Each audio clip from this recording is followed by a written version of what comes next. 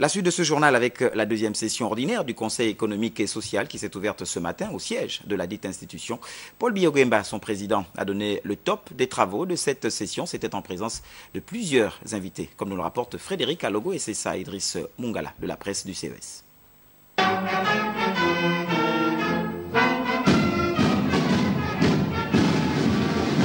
Comme le stipule la Constitution de la République gabonaise en son article 108, la seconde session ordinaire du Conseil économique et social s'ouvre chaque année le premier mardi du mois de septembre.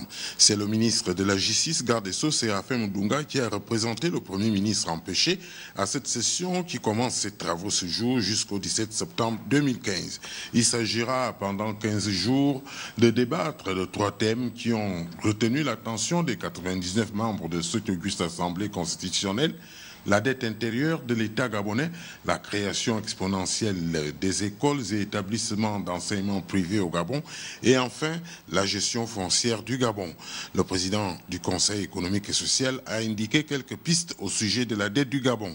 Le Conseil traitera de la gestion de la dette intérieure du Gabon en faisant un état des lieux des encours et en analysant le cadre institutionnel dédié à cette charge ainsi que la politique gouvernementale en la matière.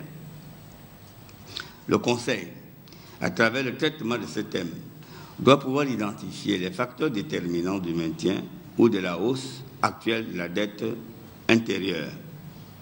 Un accent sera particulièrement mis sur les facteurs conjoncturels réels tels que la détérioration des finances publiques qui se traduit souvent par une baisse significative des recettes ou des revenus de l'État et une hausse des dépenses. Les conseillers économiques et sociaux sont donc invités à formuler à l'issue de la session des avis et recommandations utiles sur les 3 thèmes précités qui seront soumis au président de la République pour qu'il puisse, s'il en convient, les insérer dans les politiques publiques qu'il insuffle et conduit à la tête de l'État. Ce même exercice sera également adressé au gouvernement et au Parlement.